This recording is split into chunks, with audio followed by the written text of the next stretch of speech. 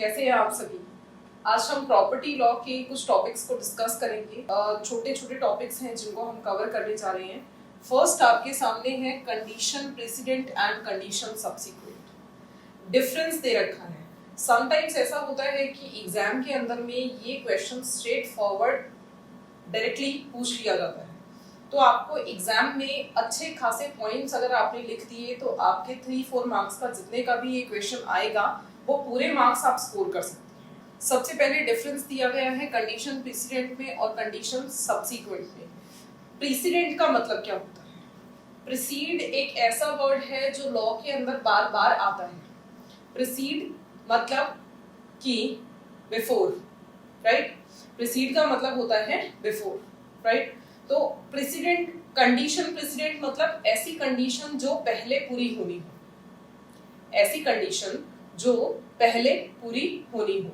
अब आप जानते हैं कि प्रॉपर्टी लॉ के अंदर में, ट्रांसफर ऑफ प्रॉपर्टी एक्ट के अंदर में इमूवेबल प्रॉपर्टी से रिलेटेड ही सारी बातचीत की गई है। तो यहाँ पर बात की जा रही है ट्रांसफर की, जो कि इमूवेबल प्रॉपर्टी का हो। इमूवेबल प्रॉपर्टी के ट्रांसफर के ऊपर में कोई कंडीशन अगर प्रेसिडेंट हुई, कंडीशन प्रेसिडेंट यानी कि एक ऐसी कंडीशन जहां पर ट्रांसफर बाद में टेक प्लेस करे और जो कंडीशन है वो ट्रांसफर के पहले पूरी होनी हो।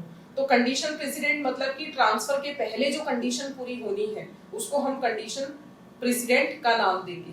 कंडीशन प्राइमरीली कंप्लीट होनी चाहिए, ट्रांसफर बाद में टेक प्लेस होगा, ठीक है? तो कंडीशन प्रेसिडेंट का ये मीनिंग है। अब बात करते हैं कंडीशन सब्सीक्वेंट की। कंडीशन सब्सीक्वेंट का क्या मतलब है? सब्सीक्वेंट का मतलब होता है नेक्स्ट नेक्स्ट नेक्स्ट या फिर फर्दर या फॉलोइंग भी बोल सकते हैं आप। मतलब बाद में जो होना हो उसको हम सब्सीक्वेंट बोलते हैं। सब्सीक्वेंट का मतलब होता है नेक्स्ट या फिर फॉलोइंग या फिर बाद में। कंडीशन सब्सीक्वेंट मतलब जहां पर ट्रांसफर टेक प्लेस हो जाता है लेकिन कंडीशन चाहे आप बाद में भी पूरी करें तो भी चलेगा। ट्रांसफर पहले टेक प्लेस होगा, उसके बाद में कंडीशन पूरी होनी होती है, राइट? तो एक कंडीशन प्रेसिडेंट में कंडीशन पहले लगती है, ट्रांसफर बाद में होता है। कंडीशन सब्सीक्वेंट में ट्रांसफर पहले होता है, कंडीशन बाद में पूरी होती है, राइट? एक बार डिफरेंस देखेंगे आप में। Condition fulfilled before transfer takes place, condition subsequent transfer पहले होता है, कंडीशन बाद में फुलफिल होनी है, राइट? ये कंडीशन प्रेसिडेंट और कंडीशन सब्सीक्वेंट का आपका मतलब थोड़ा सा मैंने आपको अंडरस्टैंडिंग के लिए लिखवा दिया। वैसे आपको एक्सप्लेनेशन में समझ आ गया होगा, बहुत ज्यादा इसमें कोई आपको मैथ्स नहीं लगाना है, बहुत सिंपल सा इसका आंसर है। एक बार देखेंगे आप कंडीशन प्रेसिडेंट और कंडीशन सब्सीक्वेंट में difference. Condition president, condition proceeds the vesting of property, मतलब प्रॉपर्टी का जो ट्रांसफर होता है उससे पहले कंडीशन होती है, as I discussed with you. Condition subsequent, condition follows the vesting of properties, मतलब प्रॉपर्टी का जो ट्रांसफर होता है, प्रॉपर्टी कन्फर्म की जाती है, प्रॉपर्टी का राइट कन्फर्म किया जाता है, तो उसके बाद जो कंडीशन होती है उसको हम कंडीशन सब्सीक्वेंट का नाम देते हैं। कंडीशन प्रेसिडेंट में आ जाइए। After fulfilling the condition there are chances for vesting of property.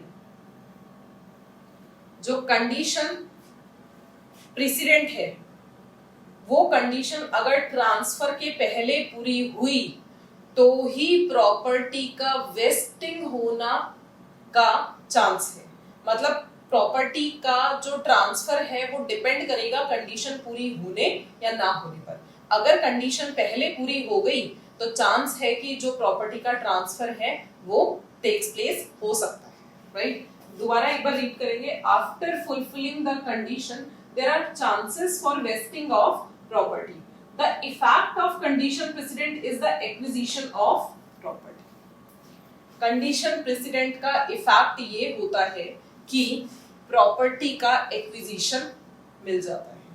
Condition पहले पूरी हो गई, दैट मींस कि प्रॉपर्टी का एक्विजिशन अब आराम से मिल सकता है। नेक्स्ट आप कंडीशन सब्सीक्वेंट में देखेंगे। कंडीशन सब्सीक्वेंट में, कंडीशन सब्सीक्वेंट के अंदर में सेकंड है there are chances of losing the property.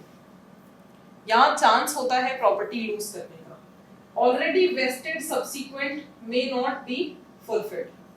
अगर प्रॉपर्टी ट्रांसफर हुई और ट्रांसफर होने के बाद जो कंडीशन उस पे लगाई थी जो कि बाद में पूरी करनी थी, अगर बाद में कंडीशन फुलफिल नहीं हुई तो डेफिनेटली जो पहले ट्रांसफर हुआ था ना प्रॉपर्टी का वो कैंसिल हो सकता है या राइट लूज किया जा सकता है।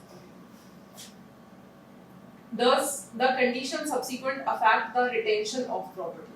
Condition subsequent प्रॉपर्टी को पहले जब आपने रिटेन कर लिया था, ट्रांसफर हो गया था और कंडीशन बाद में पूरी करनी थी, तो जो रिटेंशन प्रॉपर्टी का किया था ना उसको अफेक्ट कर सकता है कंडीशन सब्सिक्वेंट। ठीक है। थर्ड पॉइंट है, if the literal performance of condition precedent is not possible, if the literal performance of condition precedent is not possible, the condition shall be deemed to have been fulfilled even if it has been substantially complied with section 26. Okay, ये point क्या कह रहा है? ये point बोल रहा है कि देखो कंडीशन प्रेसिडेंट ऐसी लगाई गई कि उस कंडीशन का जो एक्चुअल में परफॉर्म होना था वो पॉसिबल है ही नहीं। तो अगर पॉसिबल नहीं है और आपने उसको पार्टली भी अगर परफॉर्म कर लिया है उस कंडीशन को, तो उस केस में भी ट्रांसफर वैलिड है, राइट? वो कंडीशन ऑटोमेटिकली फुलफिल्ड मानी जाएगी। कंडीशन फुलफिल्ड मानी जाएगी, दैट मींस ट्रांसफर कंप्लीट माना जाएगा। यानी कि कोई कंडीशन अगर ऐसी है जिसका एक्चुअल में परफॉर्म होना मुश्किल है, अगर उसको आपने सब्सटेंशियली भी परफॉर्म किया, सब्सटेंशियली मतलब थोड़ा सा अगर परफॉर्म किया या नहीं भी किया, तो वो डीम्ड कर लिया जाएगा। डीम्ड कर लिया मतलब मान लिया जाएगा कि आपने वो कंडीशन परफॉर्म की है, पूरी की है, राइट? एक बार दोबारा रीड करेंगे। If the literal performance of condition precedent is not possible, the condition shall be deemed to have been fulfilled. तो वो जो कंडीशन है जो पॉसिबल नहीं थी परफॉर्म करना, उसका परफॉर्मेंस पूरा माना जाएगा। Deemed to have been fulfilled, fulfilled मानी जाएगी, even if it has been substantially complied with section 26।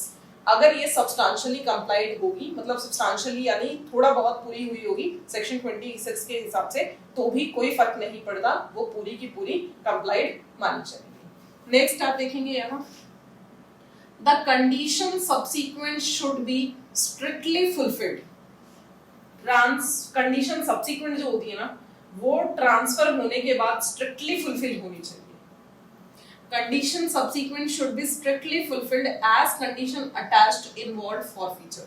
अगर कंडीशन फुलफिल नहीं हुई ना तो प्रॉपर्टी को जब्त भी किया जा सकता है। ट्रांसफर जिस कंडीशन पे किया कि तुम्हें बाद में ये कंडीशन पूरी करनी पड़ेगी, अगर वो कंडीशन पूरी नहीं हुई तो जिस प्रॉपर्टी का ट्रांसफर हुआ था वो प्रॉपर्टी जब्त भी की जा सकती है।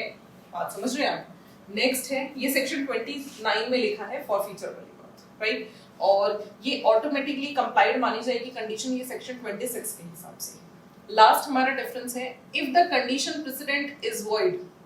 अगर कंडीशन प्रेसिडेंट इनवैलिड हो गई तो ट्रांसफर भी इनवैलिड माना जाएगा। मतलब जो कंडीशन लगाई थी ट्रांसफर के पहले, ट्रांसफर होने के पहले वो कंडीशन पूरी नहीं हुई, इनवैलिड रही, तो डेफिनेटली जो ट्रांसफर है वो भी इनवैलिड हो जाएगा, राइट? वॉइड का मतलब इनवैलिड होता है, आप नोट डाउन कर लीजिए।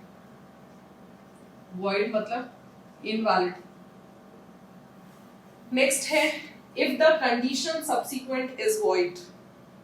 अगर condition subsequent invalid हुई, then prior transfer is good and as the condition does not affect the transfer which has already been made। अगर condition subsequent invalid हुई तो ट्रांसफर जो है वो वैलिड माना जाएगा और ट्रांसफर को कंडीशन सब्सिक्वेंट का फुलफिल होना ना होना अफेक्ट नहीं करेगा, राइट? तो ये थे डिफरेंसेस कंडीशन प्रेसिडेंट में और कंडीशन सब्सिक्वेंट में।